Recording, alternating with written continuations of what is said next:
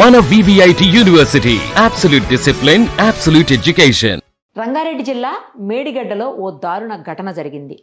10th class చదువుతున్నటువంటి ఒక అమ్మాయి 9 months ప్రెగ్నెంట్ అంట.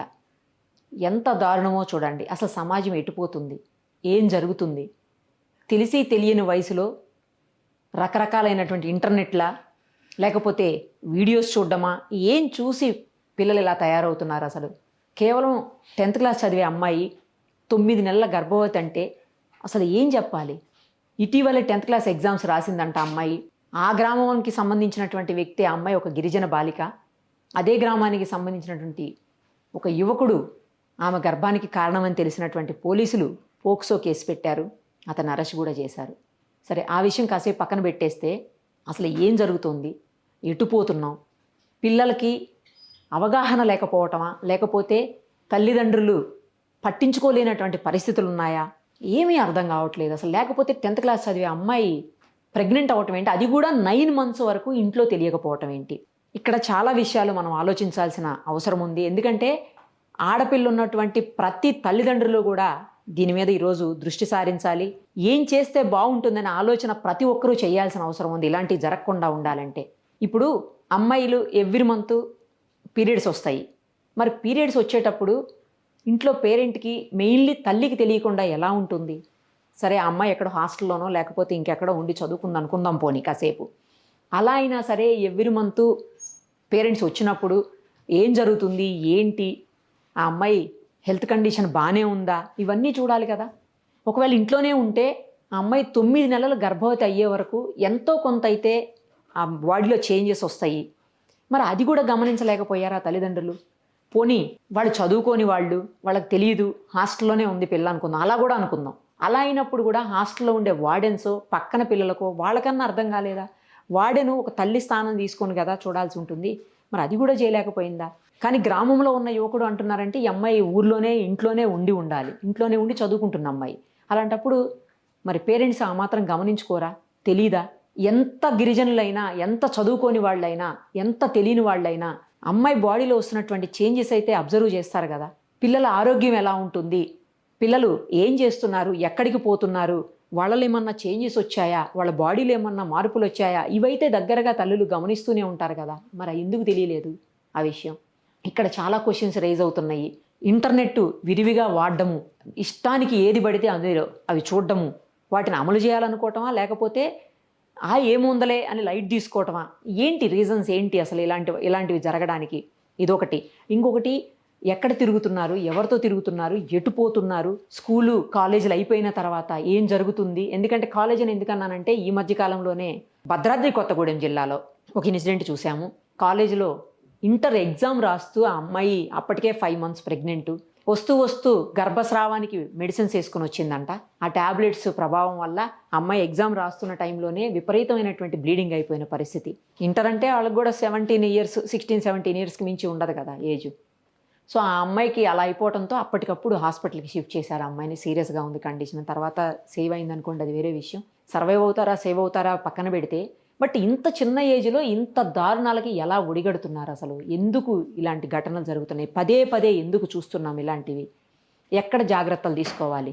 మళ్ళీ నేను ఒక్కసారి ఎడ్యుకేషన్ సిస్టమ్ దగ్గరికే వస్తాను. ఎందుకంటే ఇప్పుడు మనం ఎక్కడ ఏది మాట్లాడినా తిరిగి పిల్లలు చదువులు అక్కడికే రావాల్సి వస్తుంది. అందుకనే నేను అక్కడికే వస్తున్నాను. నార్మల్గా ఇంట్లోనూ లేకపోతే స్కూల్స్లోనూ సెక్స్ అనే మాట మాట్లాడాలంటే భయపడతారు. ఆ మాట ఏదో వినకూడని పదం అన్నట్టు, ఆ మాట ఏదో చెడు పదం అన్నట్టు మాట్లాడతారు. కానీ పిల్లలకి అవగాహన కలిగించాల్సినటువంటి అవసరం ఉంది. అసలు సెక్స్ అంటే ఏంటి, ఏ వయసులో ఏం చెయ్యాలి, ఏం చేస్తే ఏమవుతుంది, ఆ పరిణామాలు ఎలా ఉంటాయి, దాని పర్యవసానాలు ఎలా ఉంటాయి, ఆడపిల్లలు ఎలాంటి జాగ్రత్తలు తీసుకోవాలి, మగపిల్లలైతే ఎలాంటి పనులు చేయకూడదు, ఆడపిల్లలు ఎక్కడ గమనించుకొని ఏ విషయాలకి దూరంగా ఉండాలి, ఇలాంటివన్నీ కూడా చెప్పాల్సిన బాధ్యత ఇంట్లో తల్లిదండ్రులకైతే స్కూల్లో ఖచ్చితంగా టీచర్స్కే ఉంటుంది. అసలు ఈ ఎడ్యుకేషన్ కూడా దీని మీద ఒక స్పెషల్గా ఎడ్యుకేషన్ 7th క్లాస్ నుంచో 8th క్లాస్ నుంచో స్టార్ట్ చేయాల్సిన అవసరం ఉందేమో అనిపిస్తుంది. ఇదివరకట్లో కూడా అనేవాళ్ళు 9th 10th నుంచి స్టార్ట్ చేస్తే బాగుండేది. కానీ ఇప్పుడు పరిస్థితులు చూస్తుంటే అప్పుడు దాకా కాదు, 7th 8th క్లాసుల్లోనే ఈ రకమైనటువంటి ఎడ్యుకేషన్ని ఒక లెసన్గా, ఒక పాఠంగా కనుక చేరిస్తే కొంతవరకైనా అవగాహన వస్తుందేమో.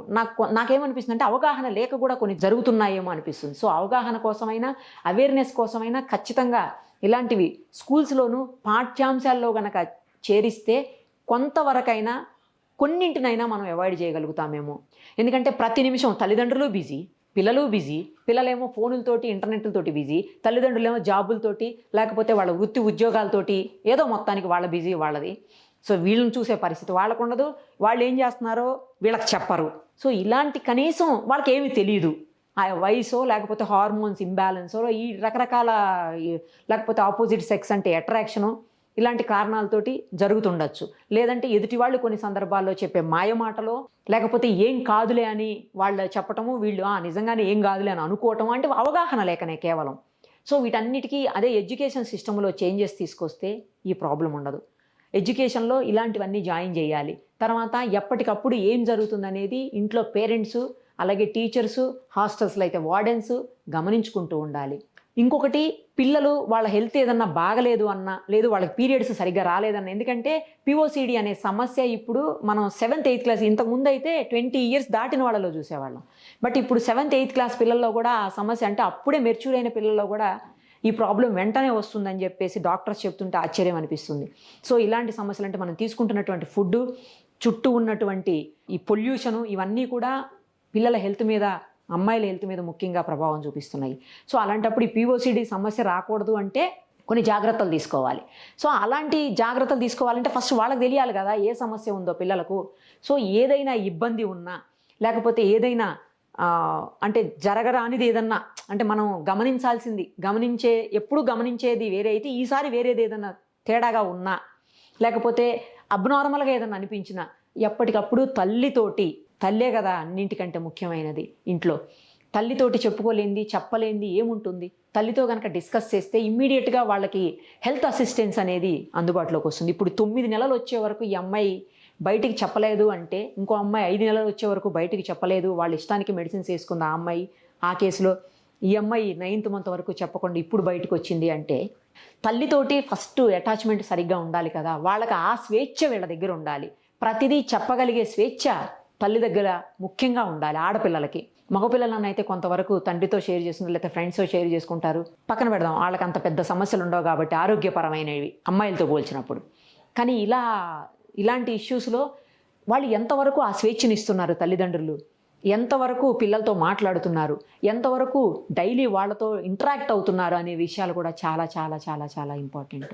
ఎప్పుడైతే పిల్లలతోటి ఫ్రీగా ఉంటారో, పిల్లలతోటి అన్నీ షేర్ చేసుకోగలుగుతారో, పిల్లలు వాళ్ళతో షేర్ చేసుకోగలిగే స్వేచ్ఛ పిల్లలకి ఇవ్వగలుగుతారో, అప్పుడు మాత్రమే ఇలాంటి ఇన్సిడెంట్స్ జరగకుండా ఉంటాయి. రోజు స్కూల్ నుంచి కాలేజ్ నుంచి రాగానే ఆ రోజు ఏం జరిగింది, ఎవరితో మాట్లాడారు, ఏం చదువుకున్నారు, ఏం నేర్చుకున్నారు స్కూల్లో లేదా కాలేజీలో, ఎవరిని కలిశారు, ఎక్కడికి వెళ్ళారు, ఏం తిన్నారు, టీచర్స్ ఏమన్నారు, ఫ్రెండ్స్ తోటి ఎలా ఉన్నారు, ఇలాంటి చిన్న ఒక్క 5 నుంచి 10 నిమిషాలు కనుక పిల్లలతోటి మనం ఇంటరాక్ట్ అవ్వగలిగితే ఇలాంటి సమస్యలు చాలా వరకు తగ్గుతాయేమో అనిపిస్తుంది నాకైతే. మేధావులైన మీరంతా కూడా ఒక్కసారి ఇలాంటి విషయాలను ఆలోచించండి. మీరేమనుకుంటున్నారో ఒకసారి కామెంట్ చేయండి.